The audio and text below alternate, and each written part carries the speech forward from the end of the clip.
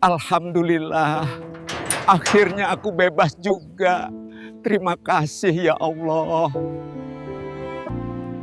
Selama 30 tahun aku tinggalkan rumah ini, lantas kemana anak-anakku? Pernahkah kamu membayangkan bagaimana rasanya pulang ke rumah sendiri? Setelah 30 tahun hidup di balik jeruji besi, tidak ada yang menjemput, tidak ada pelukan. Hanya seorang kakek tua, melangkah keluar dari penjara, membawa tas kain kecil dan penyesalan seumur hidup. Namanya Slamet. Hari itu, ia kembali ke rumah lamanya, rumah yang dulu penuh tawa. Namun kini menyimpan rahasia pahit yang selama puluhan tahun terkunci rapat. Dan apa yang ia temukan di dalam rumah itu, membuat siapapun yang mendengarnya tak sanggup menahan air mata. Sebelum kita lanjut ke kisah lengkapnya, kamu yang sedang menonton video ini, tulis di kolom komentar. Kamu berasal dari daerah mana? Jakarta? Jawa Tengah? Sumatera? Kalimantan? Sulawesi? Atau mungkin dari luar negeri? Aku ingin tahu, kisah ini sampai ke kota dan desa mana saja. Dan kalau kamu suka kisah nyata kehidupan, kisah tentang keluarga, penyesalan, dan kesempatan kedua, dukung channel ini dengan cara tekan tombol like, dan share agar kisah ini bisa sampai ke lebih banyak hati. Karena satu dukungan kecil dari kamu bisa membuat cerita seperti ini terus hidup dan didengar. Sekarang, mari kita mulai kisahnya. Kakek ini kembali ke rumah lamanya setelah 30 tahun di penjara. Sebuah cerita tentang pulang dan rahasia yang tak pernah benar-benar terkubur. Gerbang besi penjara itu berderit panjang, suaranya serak dan berat, seperti rintihan waktu yang terlalu lama dipendam. Cat abu-abu di permukaannya sudah mengelupas, menyisakan karat kecoklatan yang menempel seperti luka lama yang tak pernah sembuh. Ketika gerbang itu terbuka penuh, sinar matahari pagi langsung menerobos masuk, menyilaukan mata seorang pria tua yang berdiri kaku di ambang kebebasan. Namanya Slamet. Usianya kini lebih dari 60 tahun. Tubuhnya kurus. Tulang bahunya menonjol di balik kemeja lusuh warna coklat pucat yang sudah terlalu sering dicuci hingga warnanya hampir mati. Rambutnya memutih tak beraturan. Sebagian rontok, sebagian lagi berdiri kasar. Wajahnya penuh keriput, bukan hanya karena usia, tetapi karena 30 tahun hidup di balik tembok tinggi, kawat berduri, dan aturan tanpa ampun. Di tangannya, Slamet menggenggam sebuah tas kain kecil, satu-satunya benda yang ia bawa keluar dari penjara. Isinya sederhana, 2 potong pakaian ganti, sepasang sandal jepit murah, dan beberapa lembar surat lama yang sudah menguning. Tidak ada uang tabungan, tidak ada ponsel, tidak ada alamat yang pasti. Yang ada hanya masa lalu yang berat dan masa depan yang kosong. Ia melangkah satu langkah ke depan.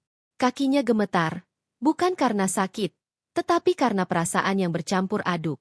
Takut, bingung, dan asing. Udara di luar penjara terasa berbeda. Lebih bebas, lebih segar, namun juga lebih dingin dan kejam. Tidak ada teriakan sipir. Tidak ada bel besi. Tidak ada hitungan waktu makan. Tapi justru itulah yang membuat Slamet merasa gamang. Selama 30 tahun, hidupnya diatur.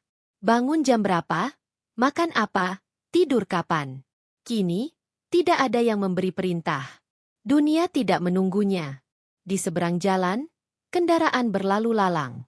Sepeda motor melaju kencang, mobil-mobil mengkilap lewat dengan suara mesin yang asing di telinganya. Slamet berdiri terpaku, menatap jalanan seperti seorang anak kecil yang baru pertama kali melihat keramaian kota. Tidak satu pun dari mereka meliriknya.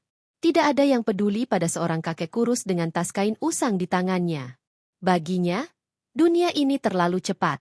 Ia menyipitkan mata, menahan silau matahari. Langit pagi begitu biru, bersih, seolah tidak pernah mengenal penderitaan. Kontras dengan hidupnya yang habis di balik dinding penjara. Slamet menarik napas panjang, dadanya naik turun pelan. Bau aspal panas, asap kendaraan, dan angin pagi bercampur menjadi aroma kebebasan yang aneh, indah, tapi menyakitkan. Di belakangnya, seorang petugas penjara berdiri sambil memegang map coklat. Wajahnya datar, profesional, tanpa emosi. Ini surat pembebasan dan identitas Bapak, katanya singkat, menyerahkan beberapa lembar kertas. Semoga bisa digunakan dengan baik. Slamet menerimanya dengan tangan gemetar. Jari-jarinya kasar, penuh bekas luka kerja paksa dan usia. Ia menatap kertas itu lama, seolah belum percaya bahwa namanya kini tercetak sebagai orang bebas. Petugas itu lalu berkata, hampir seperti formalitas. Jaga diri baik-baik, Pak. Tidak ada pelukan. Tidak ada ucapan selamat. Tidak ada keluarga yang menunggu di luar gerbang. Petugas itu berbalik dan berjalan pergi, meninggalkan Slamet sendirian di bawah matahari pagi. Saat itulah, kesunyian menghantamnya lebih keras daripada jeruji besi manapun. Slamet berdiri lama. Terlalu lama. Orang-orang di sekitarnya terus bergerak, tetapi ia tetap diam, seperti patung tua yang tertinggal oleh zaman. Ia menelan ludah, menahan perasaan sesak di dadanya. 30 tahun lalu, ia masuk ke tempat ini sebagai pria dewasa dengan keluarga, rumah, dan harapan. Kini ia keluar sebagai kakek renta dengan tangan kosong. Ia mencoba melangkah lagi. 1 langkah. Lalu 1 lagi. Sandal jepitnya menyentuh aspal panas, membuatnya sedikit terhuyung. Tubuhnya belum terbiasa dengan kebebasan. Bahkan berjalan tanpa pengawasan terasa aneh. Dalam benaknya, kenangan lama mulai muncul tanpa permisi. Wajah istrinya yang terakhir kali ia lihat di balik kaca pengunjung. Anak-anaknya yang masih kecil, menggenggam tangan ibunya sambil menangis, memanggil namanya. Janji-janji yang ia ucapkan dengan suara bergetar, "Bapak pasti pulang." Namun waktu tidak pernah menunggu siapapun. Slamet berhenti di pinggir jalan, menoleh ke arah penjara sekali lagi. Tembok tinggi itu kini ada di belakangnya, tapi bekasnya masih melekat di dalam dada. Ia menghela napas panjang, lalu menunduk, menatap tangannya sendiri. 30 tahun, gumamnya pelan, nyaris tak terdengar. Ia tidak tahu harus kemana. Tidak tahu siapa yang masih hidup. Tidak tahu apakah rumah lamanya masih berdiri atau sudah menjadi milik orang lain. Yang ia tahu, ia harus berjalan. Diam terlalu lama hanya akan membuat ketakutan menelannya bulat-bulat. Dengan langkah pelan dan ragu, Slamet mulai menyusuri jalan. Setiap langkah terasa seperti melangkah ke dunia asing yang tak mengenalnya. Bebas, tapi sendirian. Lepas, tapi kehilangan arah. Di balik punggungnya, gerbang penjara kembali tertutup. Suaranya bergema pelan. Dan di saat itulah, Slamet benar-benar menyadari satu hal pahit. Kebebasan tidak selalu berarti kebahagiaan. Kadang, kebebasan justru menjadi awal dari perjuangan yang paling menyakitkan. Uang di saku Slamet tidak banyak.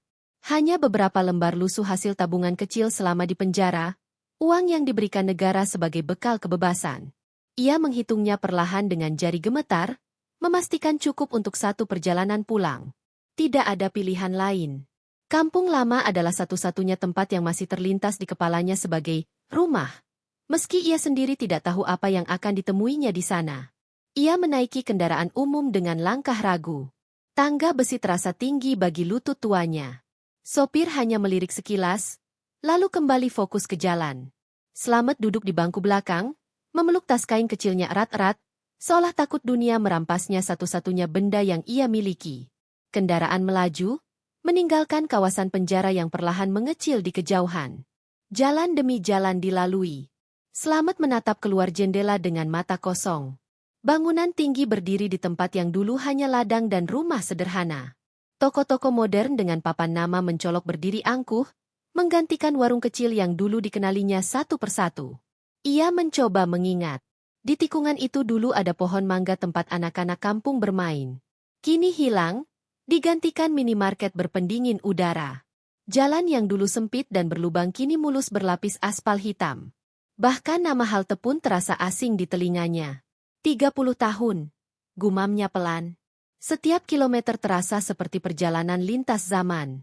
Slamet bukan hanya berpindah tempat, tapi berpindah era. Dunia terus berjalan, sementara hidupnya berhenti terlalu lama. Ketika kendaraan berhenti di titik yang menurut ingatannya paling dekat dengan Kampung Lama, Slamet turun perlahan. Ia berdiri di pinggir jalan, memutar tubuhnya ke kiri dan ke kanan. Dadanya terasa sesak. "Ini, di mana?" bisiknya. Nama jalan yang terpampang di papan hijau bukan nama yang ia kenal. Rumah-rumah di sekitarnya tampak rapi, beberapa berpagar tinggi, sebagian sudah 2 lantai. Orang-orang berlalu lalang, sibuk dengan urusan mereka masing-masing. Tidak satupun wajah terasa familiar. Slamet mulai berjalan. Langkahnya pelan, sesekali berhenti, memastikan arah. Ia mengandalkan ingatan samar tentang belokan, tentang gang kecil, tentang aroma got dan suara pedagang yang dulu selalu lewat sore hari. Gang itu akhirnya muncul. Sempit, lebih sempit dari yang ia ingat. Tapi bentuknya masih sama.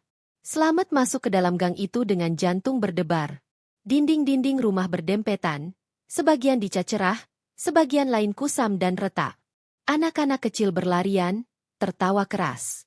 Mereka menoleh sekilas ke arah Slamet, lalu pergi, tanpa rasa ingin tahu.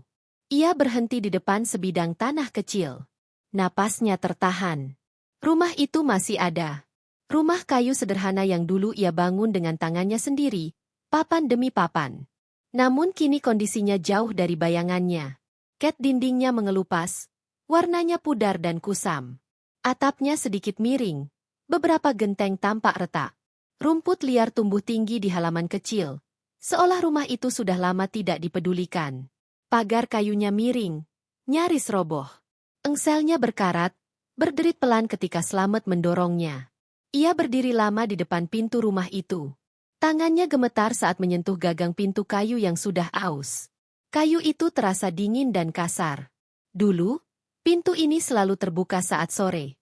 Istrinya sering duduk di depan sambil menunggu anak-anak pulang bermain. Kini, pintu itu tertutup rapat, seolah enggan mengenali tuannya sendiri. Dengan napas tertahan, Slamet mendorongnya. Krek! Suara engsel tua memecah kesunyian. Bau debu, kayu lapuk, dan udara pengap langsung menyergap hidungnya. Slamet terbatuk pelan, matanya menyipit. Cahaya matahari masuk melalui celah jendela, menyorot partikel debu yang melayang-layang di udara. Ruang tengah tampak kosong. Tidak sepenuhnya kosong, tapi kehilangan jiwa. Sebuah meja kayu tua masih berdiri di tengah ruangan, permukaannya penuh goresan dan debu tebal. Di dinding, tampak bekas paku berjejer, tempat foto keluarga dulu tergantung. Kini hanya lubang-lubang kecil yang tersisa, seperti bekas luka yang tidak pernah sembuh. Slamet melangkah masuk pelan. Setiap langkah terasa berat, seolah lantai kayu itu menyimpan kenangan yang enggan dilewati. Ia menoleh ke sudut ruangan, ke arah dapur kecil. Kompor sudah tidak ada. Rak piring kosong. Semuanya sunyi. Rumah ini masih berdiri, tapi kehidupan di dalamnya telah lama pergi. Slamet menurunkan tas kain kecilnya perlahan, lalu duduk di lantai. Ia tidak sanggup berdiri lebih lama. Punggungnya bersandar ke dinding, kepalanya tertunduk. Seng. Tidak ada suara jam dinding. Tidak ada suara televisi. Tidak ada suara orang memanggil namanya. Tangannya memeluk tas kecil itu erat-erat, seperti anak kecil memeluk bantal saat ketakutan. Dadanya naik turun, napasnya memburu. Perasaan yang sejak tadi ia tahan akhirnya menyeruak tanpa ampun. Takut, bingung, kehilangan, dan sepi. Semua sudah berubah, bisiknya lirih. Air matanya menetes, jatuh ke lantai kayu yang berdebu. Ia tidak menangis keras. Hanya isakan pelan yang keluar tanpa suara. Seperti tangis orang yang sudah terlalu lama belajar menahan rasa sakit. Di rumah itulah ia dulu tertawa. Di rumah itu pula ia mengucap janji akan melindungi keluarganya. Kini, rumah itu hanya menyisakan kehampaan. Slamet memejamkan mata. Ia sadar, pulang bukan berarti kembali ke masa lalu. Kadang, pulang justru memperjelas apa saja yang telah hilang. Dan di lantai rumah tua itu, seorang kakek yang baru saja bebas menyadari satu kenyataan pahit. Ia tidak hanya kehilangan waktu. Ia kehilangan seluruh hidupnya. Pagi datang pelan-pelan, menyelinap masuk melalui celah jendela rumah tua itu. Cahaya matahari jatuh miring ke lantai kayu yang kusam, menyingkap lapisan debu yang semalam menyelimuti segalanya. Slamet terbangun di sudut ruang tengah, masih duduk bersandar ke dinding, tas kain kecilnya berada di pelukan. Ia tertidur dalam posisi yang tidak nyaman, tapi rasa lelah jauh lebih kuat daripada rasa sakit di punggungnya. Ia membuka mata perlahan. Beberapa detik pertama, ia lupa di mana dirinya berada. Lalu aroma kayu tua dan kesunyian rumah menyadarkannya. Slamet menarik napas panjang, bangkit dengan susah payah, lututnya berderak pelan. Rumah itu menyambutnya dengan sunyi yang sama seperti semalam. Hari baru, gumamnya lirih. Ia menoleh ke sekeliling. Debu menari di udara. Rumah ini tidak bisa dibiarkan seperti ini. Entah berapa lama ia akan tinggal di sini, tapi satu hal ia tahu. Jika ia terus membiarkan rumah ini mati, maka dirinya juga akan ikut mati perlahan. Slamet mengambil sapu tua yang bersandar di belakang pintu. Gagangnya kasar, sebagian kayunya sudah terkelupas. Ia mulai menyapu lantai perlahan. Setiap gesekan sapu mengangkat debu yang telah menumpuk bertahun-tahun. Batu kecil keluar dari mulutnya, tapi ia terus menyapu. Ia membuka satu persatu jendela. Engselnya berdecit keras, seolah memprotes setelah lama terkunci. Udara segar masuk, membawa suara kampung, ayam berkokok, anak-anak tertawa, langkah orang lewat di gang. Suara-suara itu terasa asing sekaligus menghibur. Saat itulah matanya tertumbuk pada dinding ruang tengah. Di sana, samar namun masih jelas, terlihat garis-garis pendek yang ditandai dengan pensil. Di sampingnya tertulis nama-nama kecil yang memudar dimakan waktu. Slamet membeku. Tangannya yang memegang sapu gemetar. Ia mendekat pelan, seperti takut kenangan itu akan menghilang jika disentuh. Jari tuanya menyusuri garis-garis itu satu persatu. Ini, tinggi badan kalian, bisiknya. Garis paling bawah, yang paling pendek, membuat sudut bibirnya bergetar. Ia ingat, dulu anak bungsunya selalu protes karena tingginya tak kunjung menyamai kakaknya. Setiap tahun, Slamet akan mengukur mereka, tertawa, dan berkata bahwa mereka akan tumbuh besar dan kuat. Kini, garis-garis itu hanya tinggal tanda bisu. Slamet menurunkan sapu. Ia duduk perlahan di kursi makan yang masih tersisa. Kursi yang dulu sering dipenuhi suara sendok beradu dan tawa. Tangannya menyentuh permukaan meja, meraba goresan-goresan kecil bekas pisau, bekas coretan anak-anak yang pernah dimarahi istrinya. Kenangan datang bertubi-tubi. Suara piring. Aroma masakan sederhana. Tawa yang dulu terasa abadi. Ia menunduk, napasnya tertahan. Dada Slamet terasa sesak. Matanya panas, tapi ia berusaha menahan air mata. Ia sudah terlalu sering menangis di tempat yang dingin dan gelap. Namun di rumah ini, penyesalan terasa jauh lebih menyakitkan. Slamet bangkit dan melangkah ke kamar anak-anak. Pintu kamar berdecit saat dibuka. Di dalam, cahaya masuk redup. Sebuah ranjang kayu tua masih ada di sudut ruangan, kasurnya tipis dan penuh debu. Selimutnya kaku, tidak pernah disentuh bertahun-tahun. Dinding kamar dihiasi bekas stiker yang sudah mengelupas. Ia berdiri di sana lama. Inilah tempat kalian tidur, ucapnya lirih. Ia membayangkan anak-anaknya dulu berlarian di kamar itu, bertengkar soal tempat tidur, lalu tertidur dengan napas teratur. Kini, yang tersisa hanya debu dan keheningan yang menusuk. Slamet mengusap wajahnya, lalu kembali ke ruang tengah. Ia menyapu lagi, membersihkan sudut-sudut rumah. Di balik lemari tua di kamar utama, tangannya menyentuh sesuatu yang keras. Sebuah kotak kayu kecil. Kotak itu tertutup debu tebal. Slamet mengangkatnya perlahan, meniup debu di permukaannya. Ukiran sederhana ditutupnya masih terlihat. Jantungnya berdegup lebih cepat. Ia tahu kotak ini. Kotak ini adalah tempat ia menyimpan hal-hal penting. Ia duduk di lantai, membuka penutup kotak dengan hati-hati. Bunyi klik kecil terdengar, seperti membuka pintu kenangan yang telah lama terkunci. Di dalamnya, tersusun rapi beberapa benda lama. Selembar kain lusuh, sapu tangan istrinya. Slamet mengangkatnya, menempelkannya ke wajah. Aroma samar yang dulu dikenalnya masih ada, meski hampir hilang. Dadanya berguncang. Ada pula beberapa lembar kertas kuning, surat-surat yang dulu ia tulis dengan tangan gemetar. Surat permintaan maaf. Surat janji. Surat yang tak pernah sampai. Tangannya gemetar saat membaca tulisan tangannya sendiri. Kata-kata itu sederhana, tapi penuh rasa bersalah dan harapan yang kini terasa sia-sia. Di sudut kotak, ada benda kecil yang membuat Slamet terdiam lama. Sebuah mainan kayu kecil, patah di satu sisi. Mainan yang dulu ia buat sendiri untuk anaknya. Air mata akhirnya jatuh. Slamet menutup wajahnya dengan kedua tangan. Tangisnya pecah, pelan tapi dalam. Setiap isakan membawa satu kenangan, satu penyesalan, Satu rasa bersalah yang tak pernah sempat ia tebus. Terlambat, semuanya terlambat, bisiknya. Ia duduk di lantai rumah itu, dikelilingi benda-benda masa lalu. Rumah yang tadi terasa kosong kini dipenuhi kenangan yang terlalu berat untuk ditanggung seorang diri. Dan saat matahari semakin tinggi, Slamet menyadari satu hal yang menyakitkan. Rumah ini bukan hanya bangunan tua.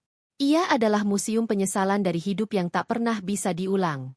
Kotak kayu itu masih berada di pelukan Slamet. Tangannya memeluknya erat, seolah jika dilepaskan, seluruh kenangan di dalamnya akan runtuh dan menghancurkan sisa kekuatannya. Air matanya jatuh satu persatu ke lantai kayu, membentuk titik-titik gelap yang perlahan menyerap ke dalam serat papan tua. Ia membuka kembali kertas-kertas kuno itu. Tulisan tangannya sendiri menatap balik, goyah, penuh tekanan emosi yang dulu tak sempat ia lepaskan. Setiap huruf terasa berat. Setiap kata seperti pengakuan dosa. Maafkan Bapak. Bapak cuma ingin kalian tetap makan. Bapak janji, suatu hari akan pulang. Slamet mengusap wajahnya dengan tangan gemetar. Ia ingat betul malam-malam panjang sebelum semua hancur. Tekanan hidup yang datang bertubi-tubi. Harga kebutuhan yang terus naik. Pekerjaan serabutan yang tak pernah cukup. Hutang di mana-mana. Wajah-wajah penagih yang datang ke rumah dengan suara tinggi dan mata dingin. Ia ingat duduk sendirian di sudut rumah, menatap anak-anaknya yang tertidur. Napas mereka teratur, wajah mereka damai, sementara kepalanya dipenuhi angka-angka yang tak pernah seimbang. Ia bekerja siang malam, memeras tubuh dan pikirannya, tapi tetap saja kurang. Bapak cuma mau kalian hidup layak, bisiknya lirih. Keputusan itu datang di titik paling gelap dalam hidupnya. Keputusan yang ia pikir akan menyelamatkan keluarga, tapi justru menghancurkan semuanya. Ia tidak bermaksud menjadi orang jahat. Ia hanya seorang ayah yang terlalu putus asa. Ketukan pintu terdengar tiba-tiba. Tok, tok, tok. Slamet tersentak. Kotak kayu hampir terlepas dari tangannya. Jantungnya berdegup keras. Ia menoleh ke arah pintu dengan napas tertahan.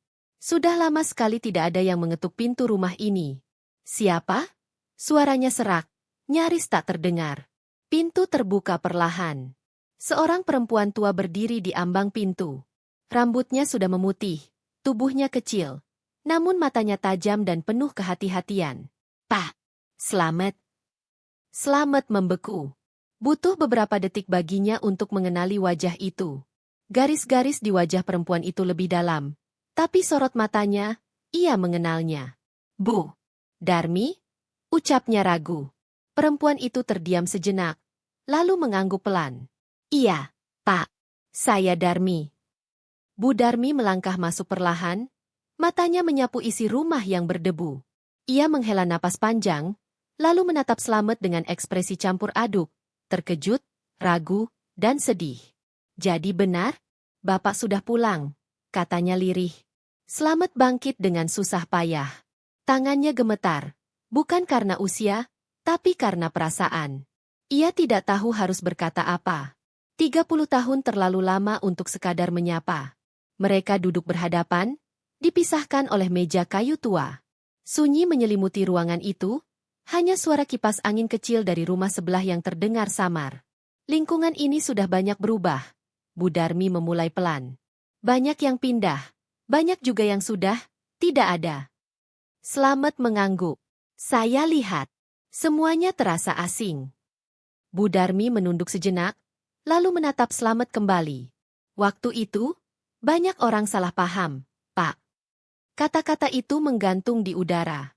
Slamet mengepalkan tangannya. Saya tahu. Saya memang salah. Bu Darmi menggeleng perlahan. Bapak salah ambil keputusan. Iya. Tapi, saya tahu Bapak bukan orang jahat. Kalimat itu menghantam dada Slamet lebih keras dari makian apapun. Matanya kembali basah. Tidak semua orang mau bilang begitu, katanya pelan. Karena tidak semua orang tahu cerita sebenarnya, jawab Bu Darmi. Saya lihat sendiri waktu itu. Bapak kerja siang malam. Bapak bukan penjahat sejak awal. Slamet menunduk, bahunya bergetar. Ia tidak membantah. Ia tidak membela diri. Ia hanya mengakui. Kesalahan tetap kesalahan, ucapnya lirih. Akibatnya, keluarga saya hancur. Bu Darmi terdiam. Wajahnya melunak. Iya, Pak. Tapi Bapak sudah membayar mahal. Kata-kata itu menggantung berat. 30 tahun penjara. 30 tahun kehilangan. Mereka berbincang lama. Tentang rumah ini yang dibiarkan kosong. Tentang tetangga yang dulu sering membantu istrinya. Tentang anak-anak Slamet yang akhirnya pergi satu persatu meninggalkan kampung. Setiap cerita terasa seperti sayatan pelan di hati Slamet. Tapi di sela rasa sakit itu, ada sesuatu yang mulai terasa ringan. Pengakuan. Ia tidak lagi memendam semuanya sendirian. Sebelum pergi, Bu Darmi berdiri di dekat pintu. Pak Slamet, katanya pelan. Mungkin tidak semua bisa diperbaiki. Tapi, tidak ada kata terlambat untuk jujur. Pintu tertutup perlahan. Slamet kembali duduk di lantai, memeluk kotak kayu itu lagi. Tangisnya tidak sekencang tadi. Kini lebih tenang, lebih dalam. Ia akhirnya mengakui pada dirinya sendiri. Ia bukan pahlawan. Ia bukan korban sepenuhnya. Ia hanya manusia yang pernah salah dan membayar dengan seluruh hidupnya. Siang itu, rumah tua Slamet kembali sunyi. Angin masuk lewat jendela yang terbuka, menggoyangkan tirai tipis yang sudah menguning. Slamet duduk di kursi kayu dekat jendela, memandangi halaman kecil yang mulai ia bersihkan sedikit demi sedikit.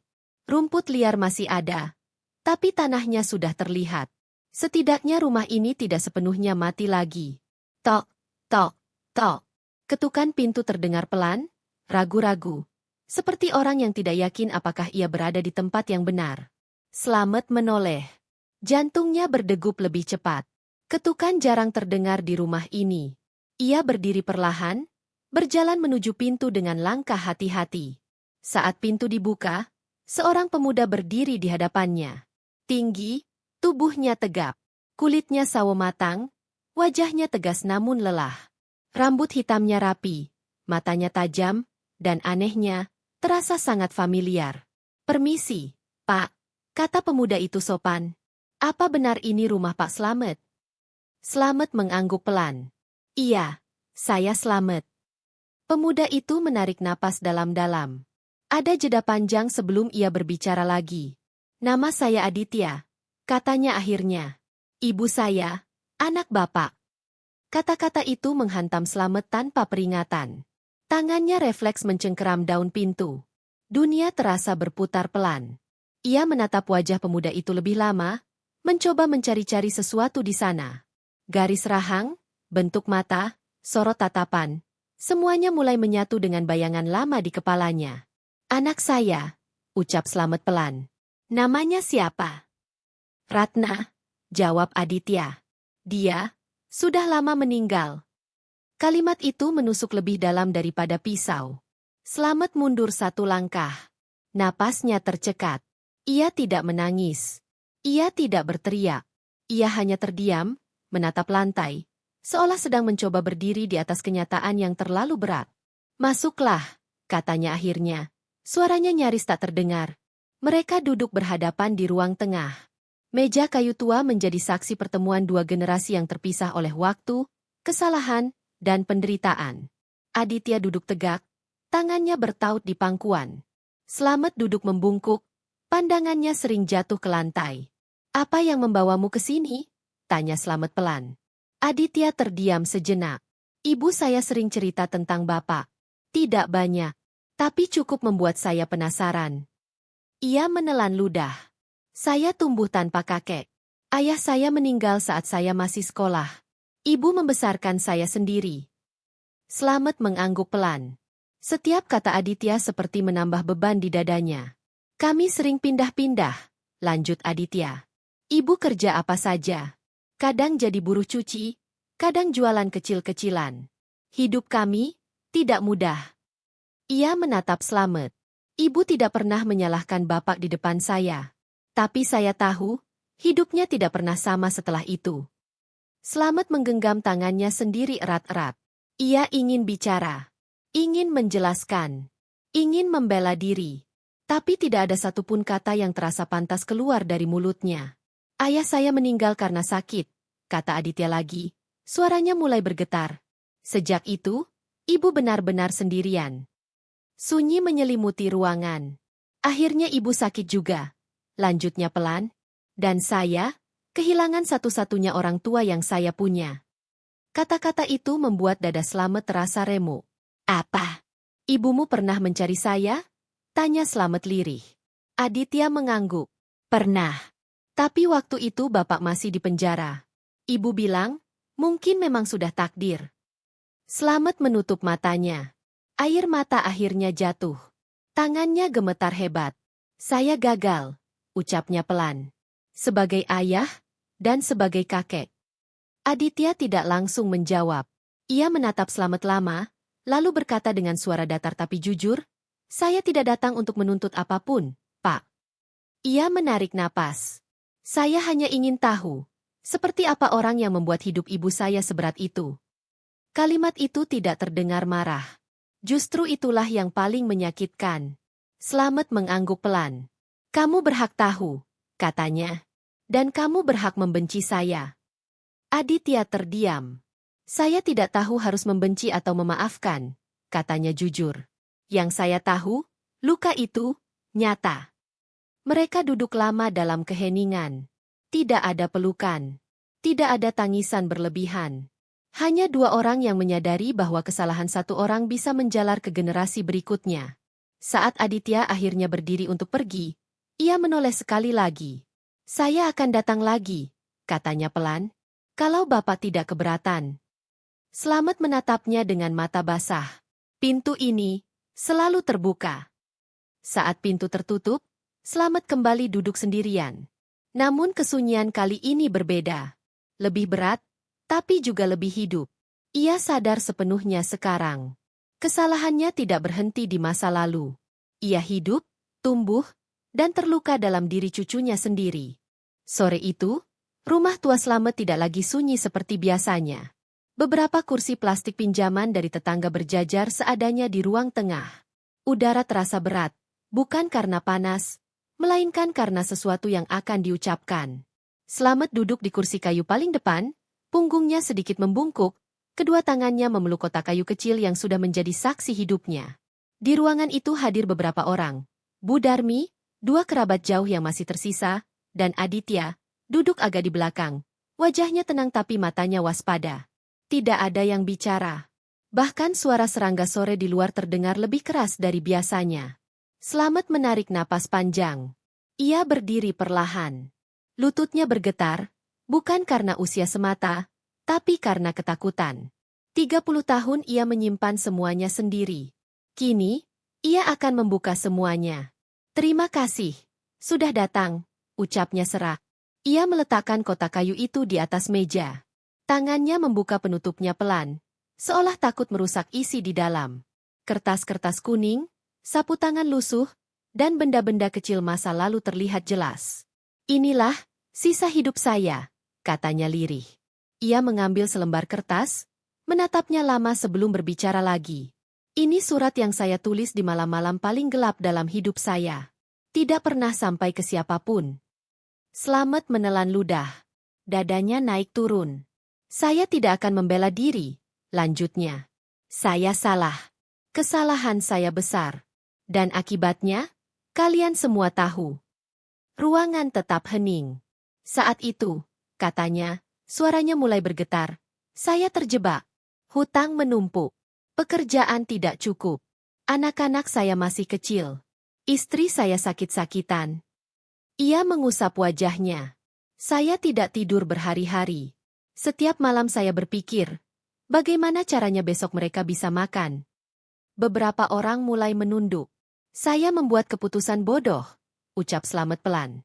Bukan karena saya ingin jahat, tapi karena saya terlalu putus asa untuk berpikir benar. Air mata jatuh di pipinya. Ia tidak menyekanya. Saya pikir, satu kesalahan bisa menyelamatkan mereka, katanya dengan suara pecah.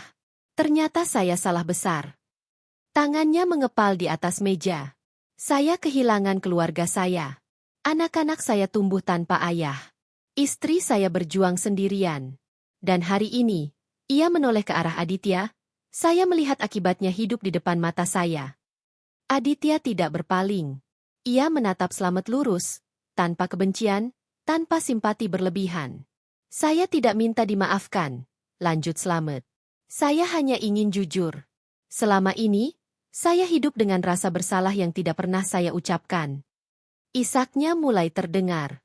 30 tahun di penjara, bukan hukuman terberat, katanya sambil terisak. Hukuman terberat adalah tahu bahwa saya gagal melindungi orang-orang yang paling saya cintai. Bu Darmi mengusap matanya. Salah satu kerabat menghela napas panjang. Slamet menunduk dalam-dalam. Bahunya bergetar hebat. Tangisan yang selama ini tertahan akhirnya tumpah. Bukan tangisan keras, tapi tangisan panjang yang datang dari kedalaman dada.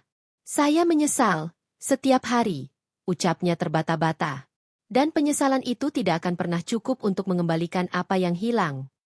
Ruangan tetap sunyi. Tidak ada yang memotong. Tidak ada yang menghakimi. Akhirnya, Aditya berdiri. Semua mata tertuju padanya. Saya tidak datang ke sini untuk menghakimi, katanya tenang. Saya datang untuk mendengar. Ia menatap Slamet. Dan hari ini, saya mendengar semuanya. Ia berhenti sejenak, lalu melanjutkan, luka itu nyata. Dan dampaknya panjang. Tapi kejujuran Bapak juga nyata. Slamet mengangkat wajahnya perlahan. Saya tidak tahu apakah bisa memaafkan sepenuhnya, kata Aditya jujur. Tapi saya tahu satu hal, Bapak tidak lagi bersembunyi. Kalimat itu membuat Slamet terisak lebih keras. Saya tidak minta apapun dari Bapak, lanjut Aditya. Hanya, jangan sembunyikan hidup Bapak lagi. Slamet mengangguk berulang kali. Saya janji. Orang-orang mulai berdiri satu persatu. Tidak ada pelukan besar. Tidak ada keajaiban instan. Tapi ada sesuatu yang berubah. Udara di ruangan itu terasa lebih ringan. Saat mereka pergi, rumah tua itu kembali sunyi. Tapi bukan sunyi yang menekan. Slamet duduk sendirian, menatap kotak kayu yang kini terbuka. Dadanya terasa perih, tapi napasnya lebih lega dari sebelumnya. Untuk pertama kalinya dalam hidupnya, ia tidak lagi lari. Rumah tua itu kembali bernapas, bukan karena bahagia, tetapi karena kejujuran yang akhirnya diucapkan. Hari-hari setelah pengakuan itu berjalan lebih lambat bagi Slamet. Tubuhnya semakin rapuh. Lututnya sering nyeri saat bangun pagi, napasnya pendek, dan tangannya kerap gemetar saat menggenggam benda kecil. Namun anehnya, dadanya terasa lebih ringan. Beban yang selama puluhan tahun menindih hatinya kini tidak sepenuhnya hilang, tapi tidak lagi menghancurkan. Rumah tua itu mulai berubah. Bukan menjadi indah, tapi menjadi hidup. Setiap beberapa hari, Aditya datang. Kadang pagi, kadang sore. Ia tidak selalu mengetuk keras. Kadang hanya menyapukan tangan ke pagar dan memanggil pelan. Pak! Mereka jarang bicara panjang. Aditya membersihkan halaman. Memotong rumput liar yang dulu setinggi lutut. Memperbaiki pagar kayu yang hampir roboh. Slamet biasanya duduk di kursi dekat pintu. Memperhatikan dengan mata sayu tapi hangat. Tidak ada percakapan besar. Namun di antara bunyi cangkul dan gesekan kayu, ada sesuatu yang tumbuh perlahan, kehadiran. Sesuatu yang dulu hilang kini kembali, meski tidak utuh. Capek? Tanya Slamet suatu sore. Aditya menggeleng. Tidak, Pak. Hanya itu. Tapi Slamet tahu, itu sudah lebih dari cukup. Di malam hari, saat rumah kembali sunyi, Slamet menyalakan lampu kecil di meja tua. Ia mengambil kertas dan pulpen, benda sederhana yang kini terasa sangat berarti. Dengan tangan gemetar, ia mulai menulis. Surat demi surat. Untuk anak-anaknya yang telah pergi. Untuk cucu yang baru ia kenal. Untuk generasi yang tidak sempat ia lindungi. Ia menulis tentang penyesalan, tanpa mencari pembenaran. Ia menulis tentang cinta, tanpa menuntut balasan. Ia menulis tentang harapan, bukan untuk dirinya, tetapi untuk mereka yang masih akan hidup lama setelah ia tiada. Kadang ia berhenti lama, menatap kosong. Kadang air mata jatuh ke kertas, membuat tinta melebar. Tapi ia terus menulis. Jangan ulangi kesalahan Bapak, tulisnya suatu malam. Jujurlah, bahkan saat kejujuran terasa menyakitkan. Surat-surat itu ia lipat rapi, lalu dimasukkan ke dalam kotak kayu kecil. Kotak yang kini tidak lagi penuh rahasia, melainkan penuh kejujuran. Suatu sore, Slamet dan Aditya duduk berdampingan di beranda. Matahari hampir tenggelam. Langit berwarna jingga pucat, memantulkan cahaya lembut ke rumah tua itu. Pak, Aditya akhirnya bicara. Saya tidak tahu masa depan akan seperti apa. Slamet mengangguk pelan. Tidak ada yang tahu. Tapi, saya senang datang ke sini, lanjut Aditya jujur. Slamet tersenyum tipis. Senyum kecil, rapuh, tapi tulus. Terima kasih, katanya pelan. Hari-hari berlalu. Slamet semakin sering terdiam, memandangi dinding dengan garis-garis tinggi badan yang masih samar. Ia tidak lagi menangis setiap melihatnya. Kini, kenangan itu terasa pahit tapi hangat, seperti luka lama yang akhirnya mengering. Suatu malam, Slamet menutup kotak kayu itu untuk terakhir kalinya. Ia meletakkannya di atas meja, menatapnya lama. Sudah cukup, bisiknya. Ia menatap sekeliling rumah. Meja tua, kursi kayu, pintu yang kini lebih sering terbuka. Rumah itu tidak berubah bentuk, tapi berubah makna. Dulu, rumah ini adalah saksi kehancuran hidupnya. Kini, rumah ini menjadi tempat ia berdamai dengan masa lalu. Slamet duduk di kursinya, menarik napas panjang. Ia tahu waktunya tidak lama. Tubuhnya memberi tanda-tanda yang tidak bisa ia abaikan. Tapi untuk pertama kalinya, ia tidak takut. Karena ia tidak lagi membawa rahasia ke liang lahat. Ia telah meninggalkan sesuatu yang lebih berharga daripada harta, kejujuran dan cinta. Di suatu pagi yang tenang, rumah tua itu kembali sunyi. Tapi bukan sunyi yang kosong. Sunyi yang penuh makna. Rumah itu, saksi bisu perjalanan seorang pria biasa yang pernah salah, pernah hancur, dan akhirnya jujur. Kini menjadi tempat damai bagi seorang kakek yang telah menjalani hukuman terberat dalam hidupnya. Bukan penjara, melainkan penyesalan. Dan dari rumah tua itu, warisan cinta pun tinggal. Untuk mereka yang memilih hidup lebih jujur setelahnya.